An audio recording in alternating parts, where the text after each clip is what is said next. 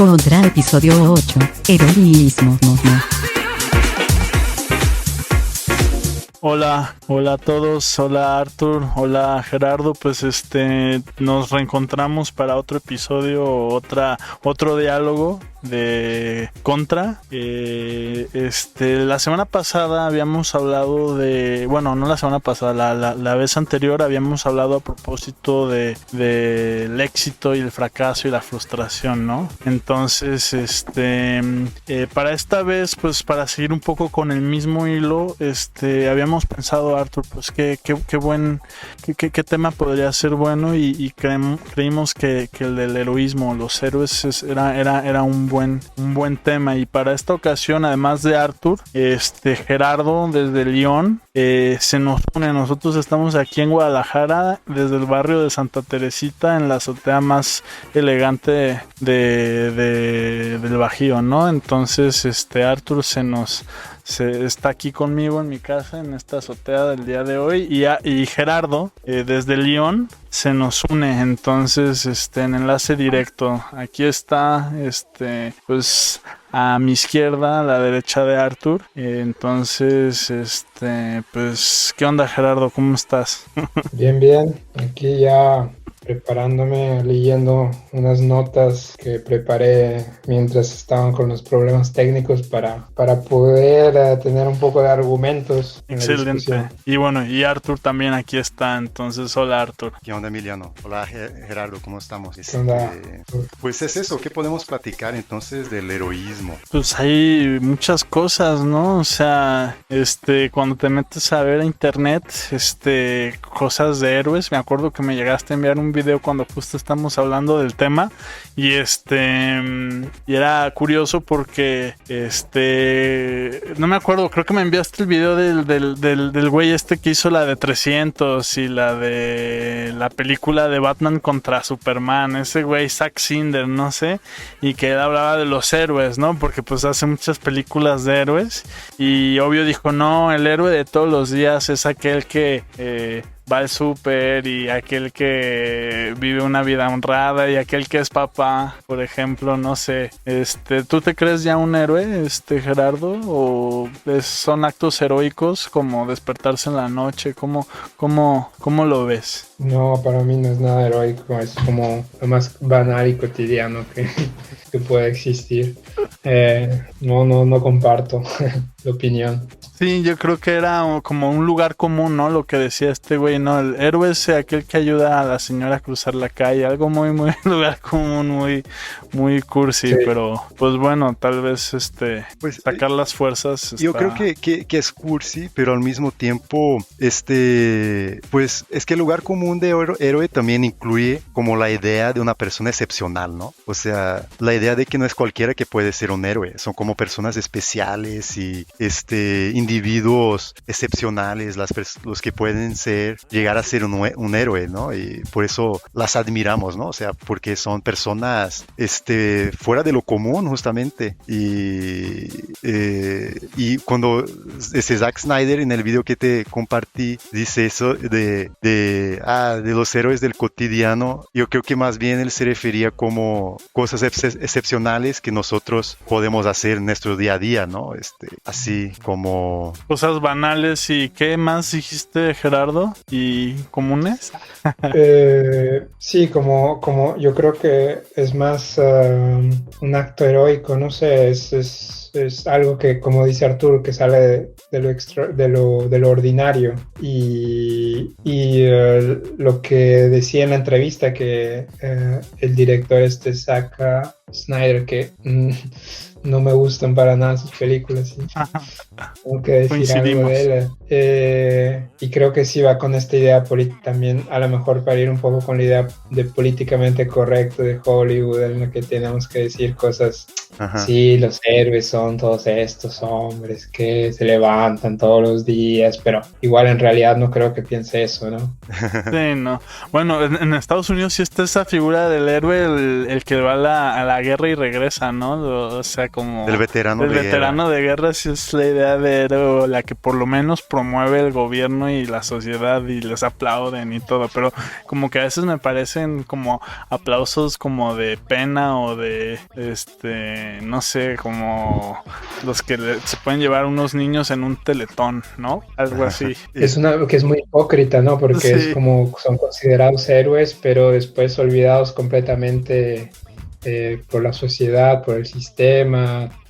Normalmente tenemos esta idea de los veteranos de Vietnam que están con síndrome traumático, no sé, que no están atendidos por la seguridad social. Entonces, de una parte son considerados como héroes y de otra parte como que nada más tienen esta fiesta de los veteranos o algo una vez al año y el resto del tiempo se olvidan de ellos, ¿no? Y algún descuento para el Six Flags. Pero pues bueno, también ¿Y qué sería el héroe en el contexto latinoamericano, no? Porque pues aquí estamos, a pesar de que Gerardo está en Francia, pues él es mexicano también, de ahí de Monterrey, pues tú eres de aquí de Guadalajara, yo soy de Brasil, y a mí se me hace muy complicado en realidad en pensar figuras heroicas latinoamericanas, porque hay muchas personas como controvertidas, ¿no? O sea, de repente yo puedo tener de repente algunos héroes en política, pero siempre son personas, como es el caso de Latinoamérica, que tienen muchas características sumamente,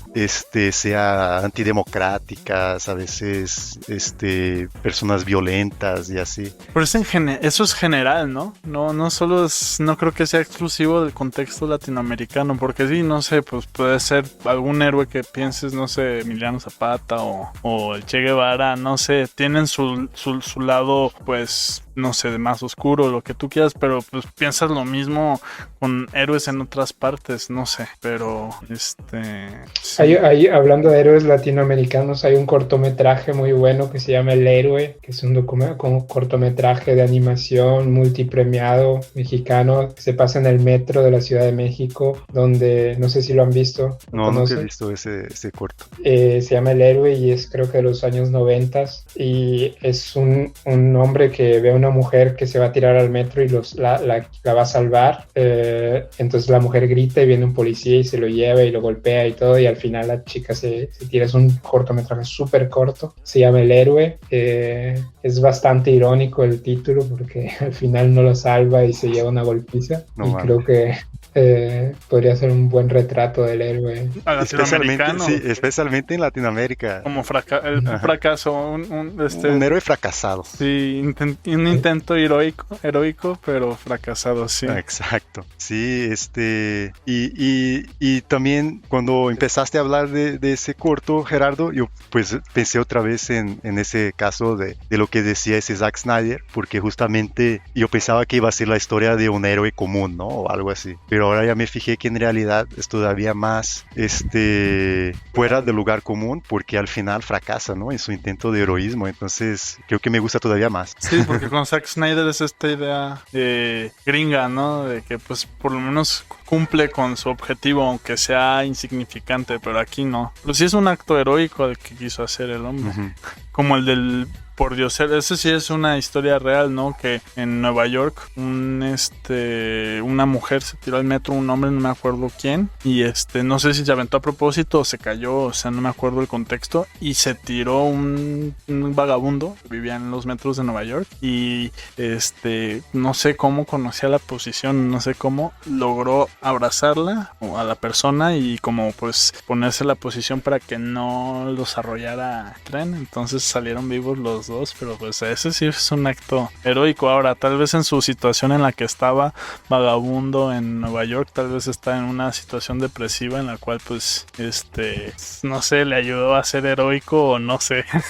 O tal vez es heroico por naturaleza el tipo, así era. Pues en ese sentido sí sería tal vez una persona excepcional, ¿no? O sea, sí. Cualquiera no se hubiera aventado ahí Eso es a heroico. Salvarla. Pero bueno, en realidad ese tema nos surgió porque cuando pues invitamos a Gerardo a que participara de esa sesión de hoy, como yo estaba pensando en algo que tuviéramos en común como de Siempre. lecturas, ¿no? Ujú. Y a mí se me ocurrió el caso de Crimen y Castigo. O sea, es un libro que pues los tres hemos leído en momentos diferentes de nuestras vidas, pero y justamente cuando le propuse a Emiliano de que pues podemos platicar algo relacionado a Crimen y Castigo, pues Ya. se te ocurrió el tema Heroísmo. de heroísmo. Y sí, me gustó bastante esa idea porque, primero por la figura de Raskolnikov, ¿no? No sé si las personas que nos escuchan tengan alguna familiaridad con ese libro, pero es una figura, pues sí, hasta cierto punto heroica, pero también es como un antihéroe, ¿no? O sea, primero comete un doble asesinato, ¿no? Muy, con mucha sangre y así, y también es un poco cobarde a veces, pero a veces también tiene mucho valor y como que es muy altruista. Es como un personaje muy contradictorio, ¿no? Ahí entre el héroe y el antihéroe, pero de todas formas sí tiene como una especie de ideología del hombre excepcional. Recuerda mucho la imagen clásica del héroe como lo que decíamos, ¿no? Como una persona especial, como una persona extraordinaria. Pero antes de pasar a ese tema, no sé si quieren comentar algo de ese libro en general. No sé si algo que les llame la atención en particular. Como Dostoyevsky es un autor que a mí, pues a mí me ha marcado mucho. O sea, fue de los primeros autores más complicados así que leí. Y me gustó mucho. O sea, desde la primera vez que lo leí, porque es un autor como muy conflictivo, ¿no? Así como las discusiones que presenta siempre son como muy, muy vivas. Los personajes que representa siempre son como muy, de hecho, lo dice un crítico ruso, Bakhtin, que es como si fueran personas de verdad. O sea, él es como de los pocos autores que sí es como si sus personajes fueran hasta cierto punto independientes de él. Y por eso habla de los libros de Dostoyevsky como novelas polifónicas, porque es como si tuvieran varias voces de personas reales ahí platicando en su libro. O sea, él sí tiene como esa maestría de no tanto la descripción del personaje, sino de los diálogos, ¿no? O sea, de cómo elabora esos diálogos. Y la así. personalidad de los personajes, ¿no? O sea, son como muy auténticos los personajes. O sea, no pensarías que sale de alguien. Sí, y bueno, y esa teoría que tiene Raskolnikov de los individuos extraordinarios, yo creo que es una ilustración de eso, y de repente ahí podemos partir para platicar de ese libro y también de la cuestión del héroe, porque la teoría de Raskolnikov es que existen algunos individuos en la sociedad que son excepcionales, que son extraordinarios, y ellos pueden como brincarse la ley o violar la ley, ¿no? O sea, cometer crímenes, y eso es necesario para el avance de la humanidad. Y da el ejemplo de Napoleón. Sí, menciona algunos, menciona a Licurgo, menciona a Solón, que son dos griegos, uno de Atenas, Solón, y otro de Esparta, que es Licurgo. Mahoma, también lo cita Mahoma, y sobre todo Napoleón. Ese es como el personaje central, ¿no? Es como el héroe principal para Raskolnikov. Y él dice que esos personajes, esas personas, se pueden brincar la ley, pueden hacer crímenes, incluso eso es necesario para hacer las nuevas leyes, ¿no? O sea, la humanidad necesita esos individuos extraordinarios para avanzar, o sea, para poder como ir más allá de las tradiciones, ¿no? Y llegar al futuro, ¿no? A cierto punto. Y esa idea, esa ideología va a ser fundamental para entender al personaje de Raskolnikov en sus motivaciones y en sus culpas. Ajá, exactamente. Y un poco la razón por la cual comete su crimen. Él mata a dos personajes en el libro. Una es una vieja usurera, que básicamente era una vieja, esposa de un militar jubilado, algo así, de un funcionario público, y ella tiene mucho dinero. Muy antipático, ¿no? El personaje. ¿Cómo? Perdón. Muy antipático, ¿no? Este personaje de la vieja usurera que no genera nada de simpatía en el lector. Ajá.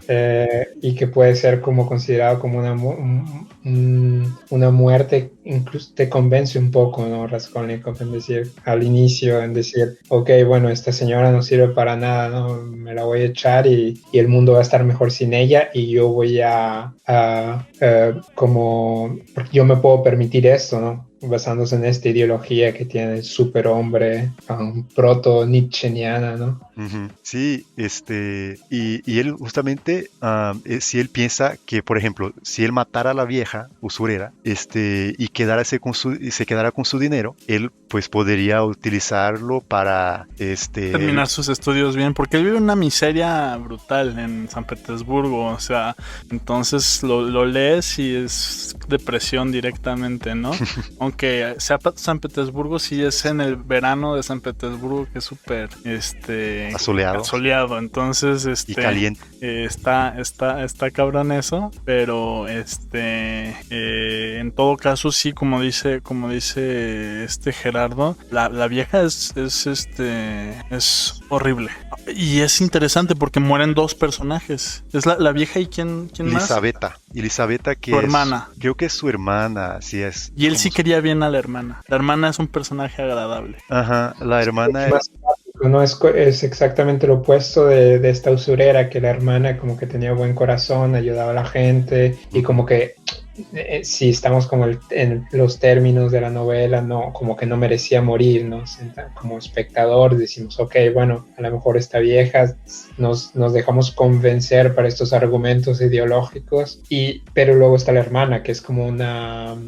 Sí, como algo que no quería, ¿no? Que no estaba planeado, algo que surgió ahí, que tuvo que matarla también, porque si no iba a gritar o iba a ser descubierto. Exacto. Y él tampoco, de hecho, él intenta de planear el asesinato como para que no encuentre ahí a Elisabetta, pero llega ahí de sorpresa y la tiene que matar también, ¿no?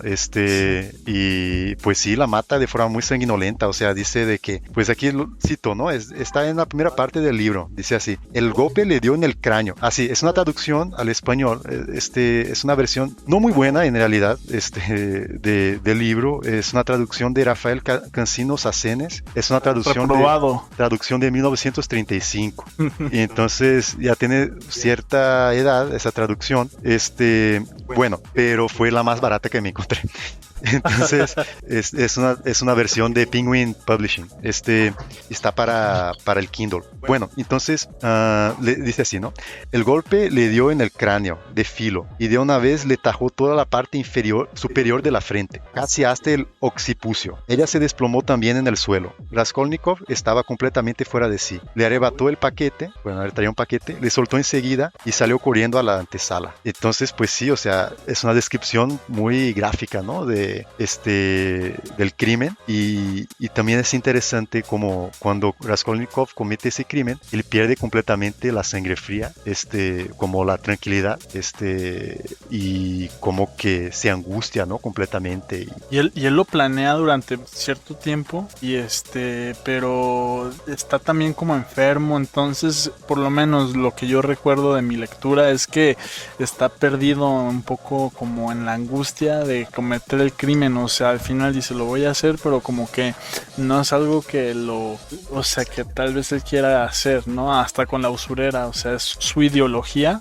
la ideología del hombre excepcional que se puede permitir ciertas cosas, la que lo lleva a cometer ese crimen, pero no es como si, no es algo que creo que disfrute, ¿no? En ningún momento. No, o sea, la cuestión del placer en el crimen no lo vemos, o sea, más bien lo que vemos siempre es, ¿no?, una especie de culpabilidad, de angustia, por eso le va muy bien el título de ese libro, ¿no? Crimen y castigo, porque sí, más bien, si el crimen, pues se pasa en realidad justo al principio del libro, como les dije en la primera parte, o sea, la primera de 6 partes, entonces, más el epílogo, entonces, en realidad, todo el libro es casi como si fuera, no tanto la expiación de ese crimen, sino la culpabilidad, y el castigo justamente es la culpabilidad, ¿no? Hasta cierto punto. Sí, porque el castigo real, que sea el de la ley, no es tanto. Sí. ¿Y tú hace cuánto leíste el libro, Gerardo? Yo creo Yo creo que fue mi primera novela seria que leí.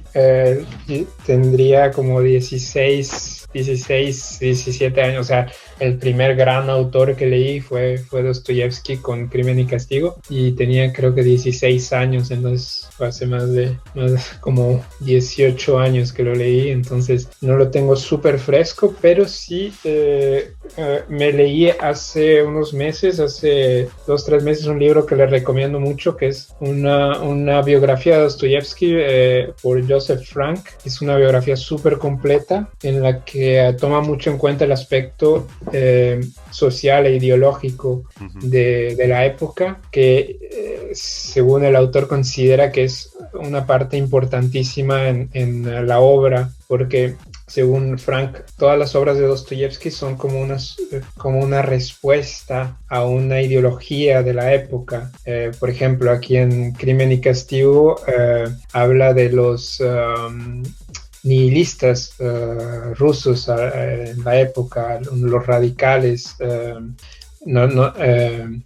sobre todo Chernyshevsky, que era una de las principales figuras de este movimiento, en el cual pues tenían una manera de pensar muy similar a la de Raskolnikov. Entonces Dostoyevsky utiliza esta base ideológica que existía en la época y la lleva al extremo. Normalmente es una de sus principales fórmulas para crear un personaje. Utiliza la ideología y la lleva al extremo, a sus causas más extremas, en este caso el asesinato de dos mujeres inocentes, de este utilitarismo que era un poco el término utilizado por esta corriente ideológica de la época, en el cual se buscaba como un individualismo, o sea, se buscaba una especie de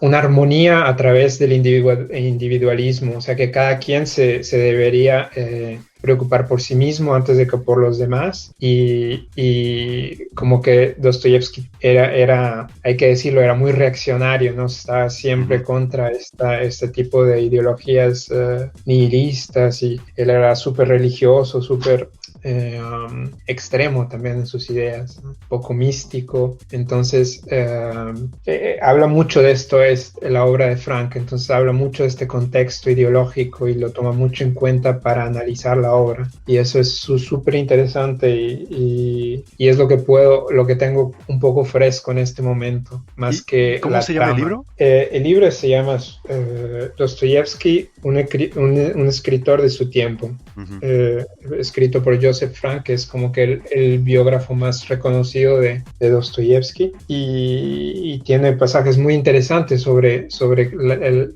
génesis de cada obra.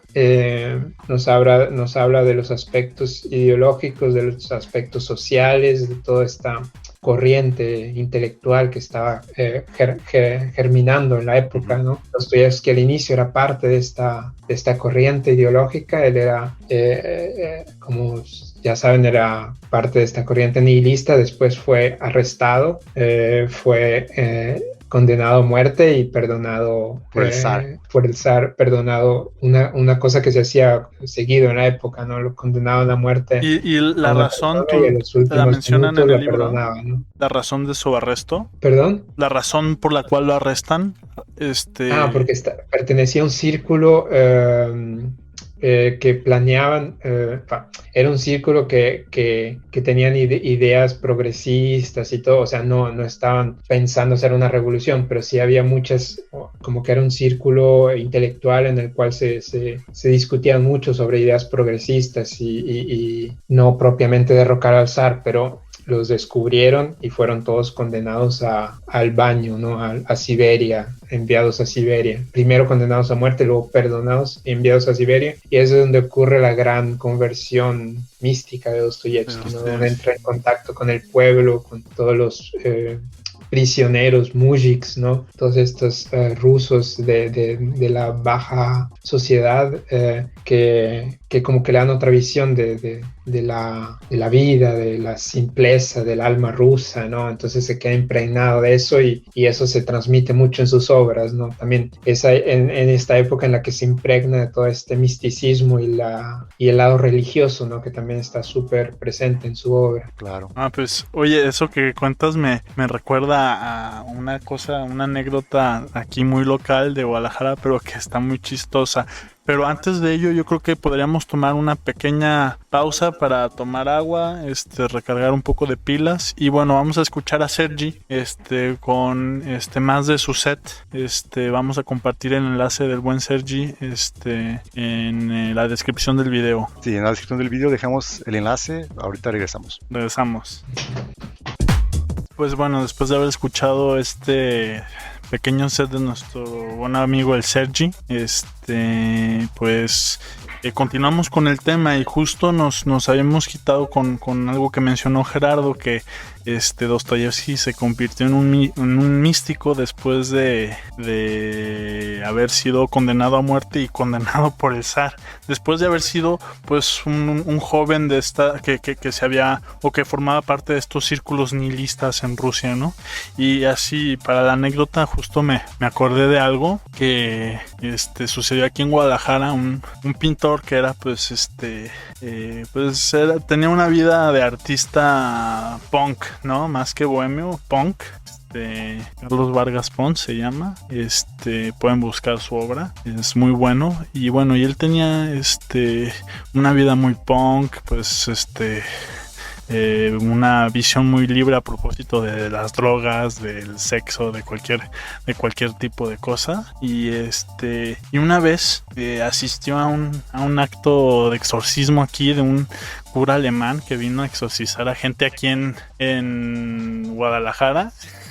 Y y después de haber asistido a ese acto de exorcismo, el güey, Carlos Vargas Pons, pues cambió radicalmente y ahora es acá, un religioso disciplinado, rechaza cualquier tipo de libertinaje, así, ¿no? Está muy cabrón, ¿no? O sea, entonces a él no le tocó ser la gracia, él no obtuvo la gracia del zar, pero sí obtuvo la gracia de Dios de haberle dado la oportunidad de asistir a ese exorcismo y cambiar su vida. Pues, y para mejor, hoy en día es una persona más... No sé, no lo conocía entonces ni lo conozco bien hoy en día, no sé, no podría decirlo, pero su obra sigue siendo buena. Sí, y es curioso, ¿no? Como de repente algo pues totalmente contingente, ¿no? Puedes cambiarnos la vida completamente y hacernos tener una ideología completamente diferente de la que teníamos antes, ¿no? Como pues el caso de ese pintor, o sea, si no le hubiera tocado ir a ese exorcismo ese día, hoy en día tendría una vida completamente diferente, o mismo en el caso de Raskolnikov, como el crimen que comete en realidad tiene una razón muy contingente también, o sea, muy aleatoria, pues, que es que, pues antes que justamente que mate a Elisaveta y a la vieja usurera, él encuentra a un estudiante que está platicando con un oficial en el bar, y justamente para también regresar a lo que decía Gerardo al principio, como al carácter malo, ¿no? De esa vieja usurera que Raskolnikov mató, porque ellos decían justamente de que pues qué bien sería que alguien matara a esa vieja. Sí, justamente antes de que él cometiera el crimen, él escucha a esas dos personas platicar del caso concreto de esa vieja usurera, y de hecho dice en el mismo texto que aquel diálogo insignificante entre el estudiante y el oficial ejerció extraordinaria influencia sobre él, sobre Raskolnikov, en el ulterior desarrollo del suceso, o sea, del crimen que cometió. Sí, claro. Y parecía como si efectivamente hubiera en todo aquello una señal, ¿no? Claro. Una intimación, o sea, como si fuera algo del destino, ¿no? Claro. que estuvieran esas dos personas platicando justamente de esa misma vieja usurera que Raskolnikov ya pensaba en matar, pues, y eso fue determinante para que él cometiera el crimen, o sea, justamente como algo aleatorio, como ir a una sesión de exorcismo, le puede cambiar la vida completamente a uno, ¿no? O sea, de la nada. Y eso, curiosamente, es algo que tenemos muy desasociado a la idea de héroe de repente, ¿no? Porque un héroe, al menos no sé si yo lo veo, tal vez sí lo vea así, tal vez tenga todavía una idea un poco, un ideal tal vez de individuo, tal vez muy, muy escéptica, ¿no? O como si fuera, pues yo pienso que la idea más común del héroe, yo cuando pienso en héroe, yo pienso como una persona que no es afectada por el mundo, o sea, es como si fuera alguien que pudiera, como muy estoico, pues. ¿Ideología pura? Es eso que tengo, pues sí es una ideología pura. No, pero el héroe es una ideología pura, él encarna un ideal. Un ideal. Y actúa con base en ese ideal y nada contingente va a cambiar su forma de actuar, ¿no? Sí, o sea, como si fuera una persona completamente dominada por su propia ideología y su ser y su todo. Y que fuera casi como independiente del medio alrededor, ¿no? Pero es una idea muy estúpida en realidad la que tengo, porque... ¿No viste Spider-Man 3, por ejemplo? Se nota, porque es un personaje muy contradictorio, Tommy Maguire, en las... Que se vuelve emo, ¿no? Con el pelo. Ese mero. Entonces sí, es porque no viste Spider-Man 3, seguramente. Pero yo creo que también, y como el héroe de hoy en día, seguimos con una percepción del héroe. Bueno, vamos al caso mexicano, ¿no? Porque yo creo que en el caso mexicano, yo vengo de un país que nunca tuvo una revolución. O sea, nuestra independencia se hizo a través de un príncipe que se decidió quedarse en Brasil cuando su papá se regresó a Portugal. No tuvo esa lucha que tuvo México, pero a mí se me hace que en México sí hay como algunas figuras que podríamos decir que son heroicas, ¿no? O al menos que no porque de verdad fueron héroes, pero que pasaron la historia como, ¿no? Y hay como muchas figuras diferentes. Morelos. Desde pues, la independencia hasta la revolución. La guerra de reforma. La guerra de reforma. Y yo no sé. Estaba hablando, pero no había visto que tenía el micrófono apagado. Ok. Entonces, a ver, tenía una idea que adelante. El discurso de Arturo avanzaba y cambiaba de sujeto, entonces ya me perdí completamente. Quería intervenir en el momento en el que Arturo estabas hablando acerca de la ideología y cómo el héroe es como que una ideología, pero yo quería hablar acerca de cómo muchas veces el héroe surge por simplemente estar en un momento en el cual tiene que actuar de una forma, en el que actúa de una forma heroica. Por ejemplo, es una persona completamente normal que en un momento dado, por una situación extrema, se transforma en un héroe. O sea, no puede ser alguien que no sea una persona extraordinaria, que tenga una ideología o que tenga una fuerza increíble, pero en un momento dado, en una situación extrema, realiza un acto heroico, ¿no? Entonces, ahí tal vez difiere un poco con el término o con la idea de este tipo de héroe que estabas desarrollando, ¿no? Sí, y es una de las razones por las cuales yo creo que esa idea que yo tengo personalmente de héroe es bastante estúpida en realidad, o tal vez se conecte de alguna forma con la idea de Raskolnikov de las personas o de los hombres extraordinarios, ¿no? En el sentido de que como si para ser un héroe requiriera una ideología o una incorporación total de esa ideología en las acciones, ¿no? En así, y cuando lo que tú dices es totalmente real, o sea, o como el caso del corto que dijiste, de que es un tipo que está ahí en el metro y pues alguien se cae y pues va a ayudarle, ¿no? O sea, algo totalmente contingente, aleatorio pasa y una persona común se convierte en un héroe, ¿no? Y mismo en los casos más heroicos, así, bueno, heroicos, ¿no? Si vamos a esa noción de héroe de Raskolnikov, ¿no? De personas excepcionales que pueden cometer crímenes, como el caso de Napoleón. O sea, si Napoleón no hubiera vivido la Revolución Francesa, tal vez él hubiera sido un militar cualquiera, pero él vivió un momento excepcional en que todo estaba cambiando y entonces él pudo convertirse en ese ser. Pero que fue. a propósito de eso, Raskolnikov pensaba que era un acto heroico aquel de matar a la usurera, o era un acto necesario para lograr su grandeza. No sé, es algo que yo tengo una duda que les pregunto. ¿Él creía que estaba haciendo algo heroico? O sea, o sí sabía que, porque heroico en el sentido de que es un acto mayor, ¿no? Un acto mayor para No lograr creo, el no objetivo creo. común, ¿no? ¿Verdad? No creo que él se viera como un héroe. Yo pienso que era solamente una cuestión de una persona que puede permitirse hacer ese tipo de cosas. Yo creo que aquí el término de héroe no se aplica a Raskolnikov en tanto como personaje. Sí, se aplica más bien en un término literario, o sea, como decir, ok, Raskolnikov es el héroe de este Pieza. relato. Ajá, sí. Pero él en sí no se considera como un héroe ni como sus actos como heroicos, sino más bien se considera como una persona superior que puede permitirse transgredir, ¿cómo se dice? Transgredir es correcto.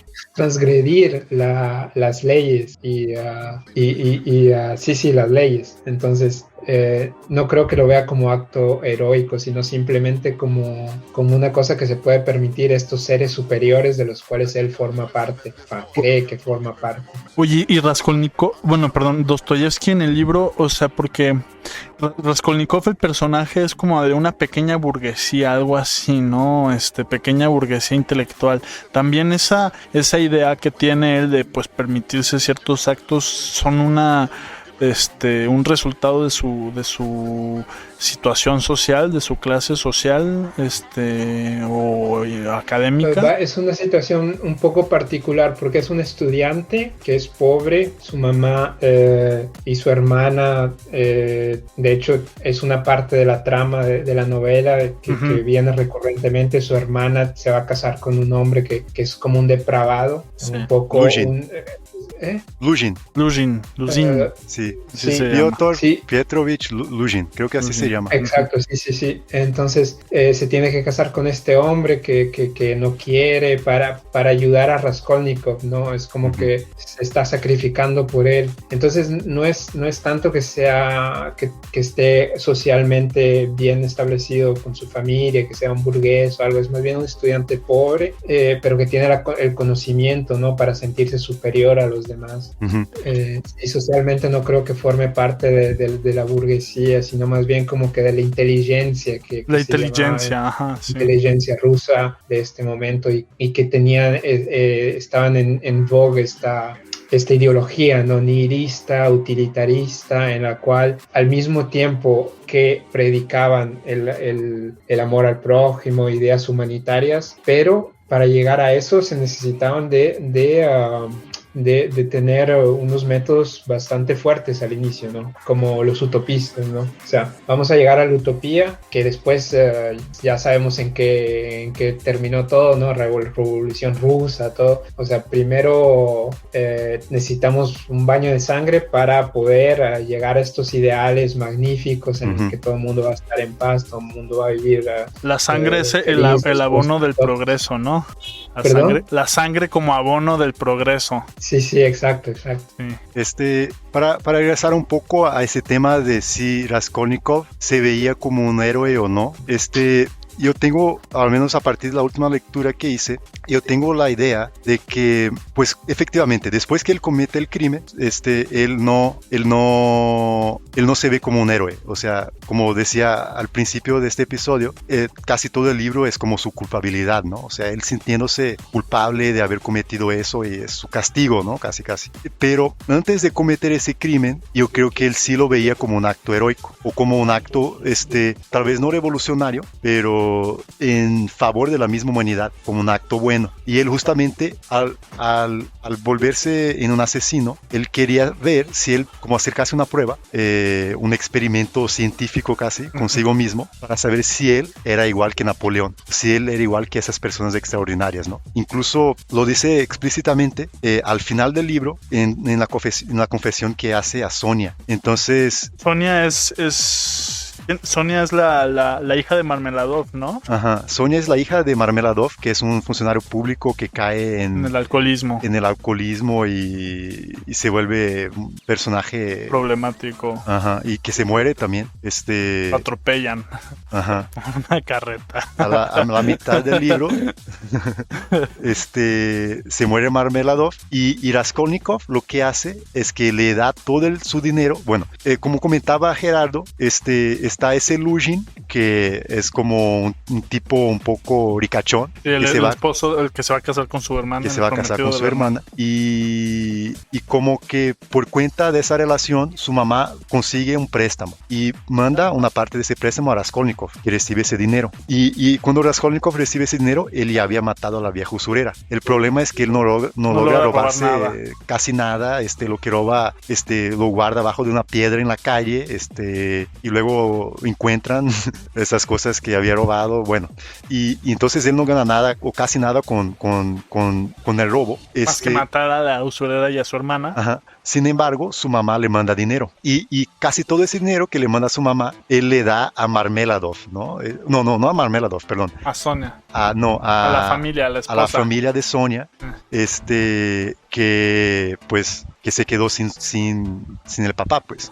Y entonces ahí es curioso porque ahí vemos nuevamente como el carácter contradictorio de Raskolnikov, ¿no? Porque al mismo tiempo que es ese asesino despiadado, también da todo el dinero que tiene, mismo que vive en la miseria, pues da todo el dinero que tiene a una viuda, ¿no?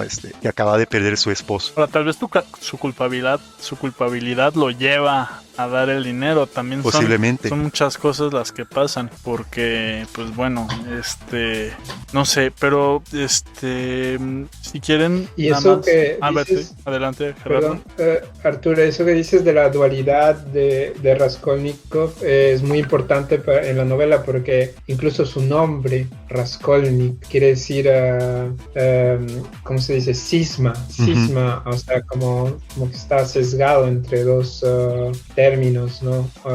Es como una encarnación de los riesgos, de los ideales que estaban propagándose en la época, ¿no? Al mismo tiempo estos ideales humanistas y todo, pero con una tangente muy individualista, ¿no? Entonces Raskolnikov está siempre fluctuando entre los dos, ¿no? Pasa de una generosidad súper abierta y grande con la familia de Marmeladov, con Sonia, a asesinar y a despreciar al pueblo también, porque tiene unas ideas bastante elitistas. Sí, intelectualmente hablando, sí. Y también es interesante ver cómo la novela es como una novela policíaca, pero no es para saber a quién mató, ¿no? O sea, porque eso lo sabemos desde el inicio. O sea, quién es el asesino, sino más bien es una novela en la cual la trama va más sobre la moral, ¿no? Sobre una trama, por qué lo hizo. Al inicio, como bien decías, era para decir que era por el bien de la humanidad y es lo que nos hace pensar, ¿no? Todos los indicios de la novela nos hace pensar que sus motivos son patológicos o sociales o materiales, pero al final uno se da cuenta que en realidad nada más era para probar probarse a sí mismo, ¿no? Ujú. Raskolnikov lo hace porque quiere probarse y quiere ver si es capaz. Exacto. Te querías decir algo, ¿no? Pues si quieren lo decimos, ponemos un minutito al buen Sergi, y... O vamos a escuchar a otro, vamos a escuchar a un brasileño ahora. Ok, ¿Cómo ven? perfecto. Se llama Feiticeiro Julião, la canción se llama Nado, está en SoundCloud, disponible para descargas. Lo escuchamos un poco, hacemos una pausa y ahorita regresamos. Bueno, entonces, después de haber escuchado el set de nuestro amigo DJ brasileño, continuamos con la idea que había dejado Arthur a propósito de Sonia y confesión. Es la confesión que Raskolnikov hace a Sonia. Sonia, perdón. Está en la parte quinta del libro, porque como que después de que comete que asesina pues a la vieja usurera y a Elisabetta, como que Raskolnikov se la pasa